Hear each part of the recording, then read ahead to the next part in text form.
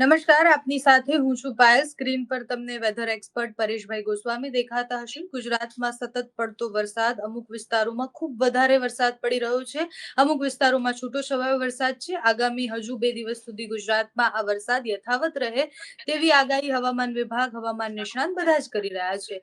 પરેશભાઈ, પહેલા તો અલગ અલગ મોડલ હવામાન વિભાગ બધા જ એવી આગાહી કરે છે કે આગામી 2 દિવસ ખૂબ વધારે વરસાદ પડવાનો છે. કયા એવા વિસ્તારો છે કે જ્યાં મેઘતાંડવ થવાની સંભાવના છે? બેન, સૌપ્રથમ તો વાત એ છે કે 2025ના નૈઋત્યના ચોમાસાનો આ બીજો રાઉન્ડ ચાલુ થઈ ચુક્યો છે. આ બીજો રાઉન્ડ એટલે કે 21 જૂનથી લઈ અને 28 જૂન સુધી ચાલવાનો છે. જો કે 28 જૂન સુધી ચાલવાનો છે, એમાં આજે તારીખ થઈ ગઈ છે 25 જૂન 2025. એ પછી આપણે આગળથી વાંચશું તો એ 25/6/25 છે, પાછળથી વાંચીએ તો એ 25/6/25 છે.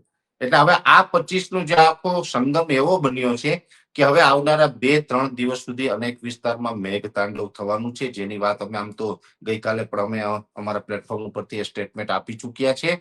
જેમાં ખાસ કરીને જોવા જઈએ તો અત્યારે બે સિસ્ટમો છે ગુજરાતને છેલ્લા 4-5 દિવસથી અસર કરી રહી છે. એક તો રાજસ્થાન ઉપર જે સાયક્લોનિક સર્ક્યુલેશન હતું, એના આઉટર ક્લાઉડ છે ગુજરાત સુધી લંબાયેલા હતા, એને કારણે પણ વરસાદ પડ્યો. એ જે મોટી અસર કરી ચૂકી છે જે સિસ્ટમ, એ હતી મધ્યપ્રદેશ ઉપર. હવે મધ્યપ્રદેશ ઉપર એક વરસાદી સિસ્ટમ હતી, એનો જે ટ્રફ હોય છે અરબ સાગર સુધી હતો. એટલે મધ્યપ્રદેશ થી થઈને જે પૂર્વના ભાગો, દક્ષિણ ગુજરાત અને અરબ સાગર સુધી આ રીતે ટ્રફ લંબાયેલો હતો. એટલે અરબ સાગર તરફથી પૂરતો ભેજ એ સિસ્ટમને મધ્યપ્રદેશ સુધી મળતો રહ્યો અને એનો ટ્રફ છે એ દક્ષિણ ગુજરાતની અંદર અતિ ભારે વરસાદ વરસાવતો રહ્યો. એટલે છેલ્લા 3-4 દિવસની અંદર આપણે જોયું હશે કે દક્ષિણ ગુજરાતની અંદર ખૂબ માત્રામાં વરસાદ પડ્યો છે.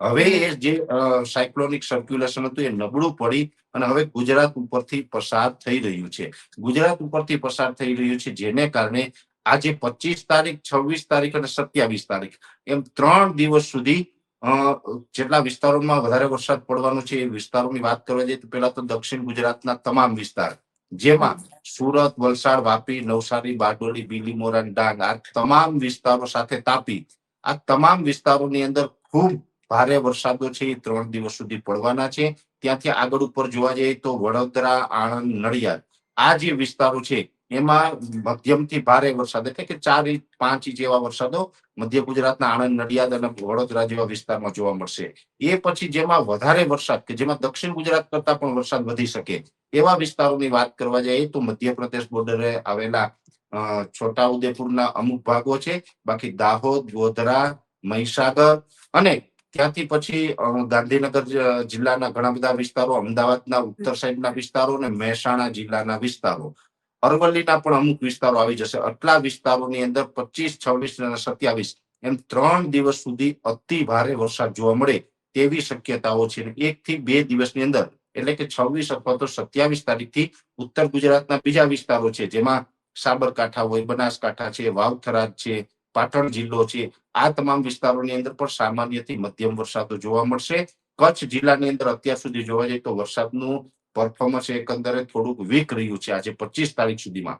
પણ 27 તારીખથી કચ્છ જિલ્લાની અંદર પણ સાર્વત્રિક વરસાદનો રાઉન્ડ આવે અને ખૂબ સારો વરસાદ થાય તેવી શક્યતાઓ રહેલી છે. એટલે દક્ષિણ ગુજરાત, મધ્ય ગુજરાત, ઉત્તર ગુજરાત અને કચ્છ આ વિસ્તારોની અંદર એકંદરે સારા વરસાદની શક્યતાઓ છે. એવી જ રીતે સૌરાષ્ટ્રના ભાગોની વાત કરવા જઈએ તો સૌરાષ્ટ્રના જે ઉત્તર ભાગો છે, જેમાં મોરબી અને સુરેન્દ્રનગર આ બંને જિલ્લાઓની અંદર પણ લગભગ 26, 27 ને 28 તારીખે એમ 3 દિવસ સુધી ખૂબ સારો વરસાદ જોવા મળે તેવું એક અનુમાન છે. એ પછી સૌરાષ્ટ્રના જે દરિયાઈ કાંઠાના ભાગો છે, જેમાં પોરબંદર, દ્વારકા, ગીર સોમનાથ, જુનાગઢ, અમરેલી અને ભાવનગર આ જે દરિયાકાંઠાના વિસ્તારો છે એમાં પણ મધ્યમથી ભારે વરસાદ જોવા મળી શકે. પણ ખાસ કરીને મહત્વનું એ છે કે જે સૌરાષ્ટ્રના દરિયાઈ કાંઠાના જિલ્લા છે, જેમાં દરિયાકાંઠાથી લઈને 50 કિલોમીટર સુધીનો વિસ્તાર હોય એમાં થોડીક વરસાદની તીવ્રતા વધારે રહેશે. બીજા વિસ્તારોની અંદર તીવ્રતા થોડીક ઓછી રહી શકે છે. અને ઓલ ઓવર ગુજરાતમાં સાર્વત્રિક વરસાદનો રાઉન્ડ કહી શકાય. 28 તારીખ સુધી અલગ અલગ વિસ્તારમાં જે વરસાદ પડવાના છે, જેમાં દક્ષિણ ગુજરાતની અંદર અતિ ભારે અને એ સાથે મેં આપને મધ્યપ્રદેશ બોર્ડરથી લઈને મહેસાણા સુધીના વિસ્તારો જણાવ્યા, તેમાં પણ અતિ ભારે વરસાદો પડવાના છે. આમ જોવા જઈએ તો આમાં થંડરસ્ટોર્મ થવાની શક્યતાઓ નથી. એટલે ગાજવીજનું પ્રમાણ બહુ નહીં જોવા મળે. સામાન્ય જે ગાજવીજ થતા હોય એ જોવા મળશે. વધારે પડતા ગાજવીજ જોવા નહીં મળે. પવન છે પણ નોર્મલ કન્ડિશનમાં રહેશે. પણ પવન ઓલ ઓવર ગુજરાતમાં નોર્મલ પવન રહેશે. પણ જે સૌરાષ્ટ્ર અને કચ્છના જે દરિયાઈ કાંઠાના ભાગો છે, એટલે સૌરાષ્ટ્રનું ભાવનગર, અમરેલી, ગીર સોમનાથ થી લઈને દ્વારકા સુધી, અને કચ્છના જે કંડલા, ગાંધીધામ થી લઈને અબડાસા સુધી, એ જે દરિયાઈ કાંઠાના ભાગો છે, એમાં દરિયાકાંઠે પવનની ઝડપ છે એ 40 થી લઈને 50 કિલોમીટર પ્રતિ કલાકની ઝડપ જોવા મળે તેવું એક અનુમાન છે. બાકીના તમામ વિસ્તારોની અંદર પવનની ઝડપ છે એ સામાન્ય રહેશે અને ખૂબ સારા વરસાદો છે એ ચાલુ રહેશે. એટલે 28 તારીખ સુધી આ વરસાદો છે એ ચાલુ રહેવાના છે. 28 તારીખથી પછી વરસાદની તીવ્રતામાં ઘટાડો થશે. સંપૂર્ણ આપણે વરાપ એટલે કે સંપૂર્ણ વરસાદ સ્ટોપ થાય તેવી અપેક્ષા ન રાખી શકીએ. પણ 28 તારીખ પછી 29 તારીખથી થોડુંક આપણે હળવું પડશે, અને એ પછી 3-4 દિવસ આપણે થોડીક રાહત મળશે. પણ 3-4 દિવસના ગેપ બાદ ફરીથી નૈઋત્યના ચોમાસાનો ત્રીજો રાઉન્ડ પણ જુલાઈ મહિનાના પ્રથમ અઠવાડિયું પૂર્ણ થાય એ પહેલા આવી જશે. એટલે વરસાદો છે હમણાં કન્ટિન્યુ ચાલુ રહેવાના છે, અને સામાન્ય રીતે ચોમાસા દરમિયાન આવી એક પછી એક વરસાદી સિસ્ટમો આવતી હોય અને વરસાદો ચાલુ રહેતા હોય એ જ મુજબની કન્ડિશનો અત્યારે દેખાઈ રહી છે. હમ પરેશભાઈ, અલગ અલગ મોડેલો આપણે આની પહેલા પણ ચર્ચાઓ કરી છે. મધ્યપ્રદેશમાં જે સિસ્ટમની આપણે વાત કરી હતી, એ સિસ્ટમ ખૂબ સક્રિય હતી, ધીરે ધીરે આગળ વધી રહી હતી. એની દિશા ગુજરાત ઉપરથી જવી, રાજસ્થાનની આપણે વાત કરી તો એ તરફ એક સિસ્ટમ બની છે. આના સિવાય કઈ સિસ્ટમો આગામી થોડાક જ દિવસોમાં બનવાની સંભાવનાઓ છે, અને આ સિસ્ટમ પસાર થઈ જાય છે એના પછીની અસર કેવી હશે? આમ તો બે પ્રકારની વરસાદી સિસ્ટમો છે અસર કરશે. હવે ટૂંક સમયની અંદર આ વરસાદી રાઉન્ડ પૂર્ણ થાય પછી અરબ સાગરમાં ફરીથી એક કરંટ આવશે. અરબ સાગરની અંદર કરંટ આવશે એટલે એમાં એક વરસાદી સિસ્ટમ ઊભી થશે. અને અત્યારે પણ જોવા જઈએ તો અરબ સાગરની અંદર આમ તો જે મધ્યપ્રદેશ વાળી સિસ્ટમનો ટ્રફ અરબ સાગર સુધી લંબાયેલો છે, એટલે દરિયો અત્યારે થોડોક તોફાની પણ જોવા મળી રહ્યો છે. એટલે પહેલા તો હું જમાવટના માધ્યમથી દરેક મિત્રોને એ અપીલ કરવા માંગુ છું કે જે માછીમાર ભાઈઓ છે એને હમણાં દરિયામાં ન જવું, દરિયો ન ખેડવો, કેમ કે દરિયો થોડો તોફાની છે.